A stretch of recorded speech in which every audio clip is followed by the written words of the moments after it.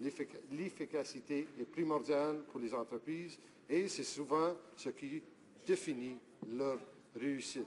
Selon un rapport de la Fédération canadienne de l'entreprise indépendante sur la paperasse, au Canada, produit en 2013, ça veut dire récemment, 68% des entreprises canadiennes étaient d'avis que la paperasse réduisait considérablement leur productivité. Toujours selon le même rapport, on estime que 31 milliards de dollars, le coût de réglementation sur les entreprises canadiennes était le coût en 2012. Ce sont bien sûr des coûts énormes, et je vous parle juste des coûts pour des petites entreprises, et ces sommes d'argent pourraient représenter les hausses de salaire pour les employés d'une entreprise ou des baisses de prix sur les biens et services offerts par les entreprises aux Canadiens et Canadiennes. De plus, comme il est mentionné dans le rapport de recommandation de la Commission sur la réduction de la paperasse en 2012, il est important d'observer les obstacles à l'échange de renseignements sur les entreprises entre les ministères. Comme nous le savons, ce sont souvent les mêmes informations qui sont continuellement demandées par les différents formulaires des différents ministères. Une mesure plus conciliante et respectueuse pour les entreprises serait de ne demander d'informations qu'une seule fois et d'améliorer la communication des informations entre les différents ministères. Ainsi, on s'assurait une réduction de la paperasse pour les entreprises et on offrirait un service amélioré et plus moderne. Il y a moyen de respecter la protection des renseignements personnels tout en offrant un service qui est moins lourd et plus axé sur l'efficacité et la communication à travers les organismes gouvernementaux. Certaines formalités administratives sont obligatoires et ce n'est pas ce qui pose le problème. À travers l'énorme inventaire de règles existantes, il y en a un certain nombre qui pourraient être éliminées sans impact facilement. C'est ce quoi il faut s'attaquer et c'est d'ailleurs la raison pourquoi le gouvernement n'a pas peur d'aller de l'avant avec ce projet de loi C-21. Il est conscient qu'il existe un bon bagage de règles qui peuvent disparaître. Par contre, le gouvernement devra faire plus s'il souhaite réellement aider les entreprises et les particuliers et réduire la paperasse administrative.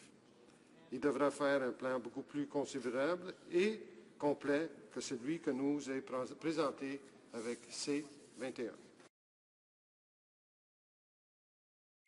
So, Mr. Speaker, if we look at what we've been saying up to now and we give a few examples, if we give a simple example, when the government first got elected, they decided to introduce, as you well know, an income tax credit called the fitness tax credit. They announced it as being a $500 tax credit to families. Everybody got excited. Everybody said, oh, as a parent, I got excited as well. I was going to get $500 because my kids were going to be involved in a sports program.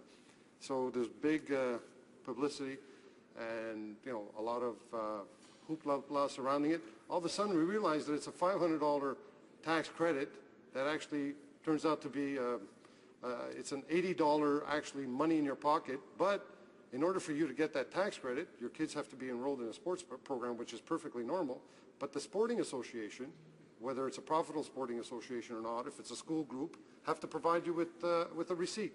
So they have to keep track of the money, which is totally fine, but not only track the money, they have to be able to make sure that they have a certificate number, attestation number, and then be able to print out the receipts, be able to balance their books. And so most of those sporting organizations took them 2 to 3 years to be able to provide an adequate receipt so that we were able to deduct a measly, receive a measly $500 non-refundable tax credit, which most of the parents in areas where they have difficulty paying their bills were not able to take advantage of because these tax credits were non-refundable.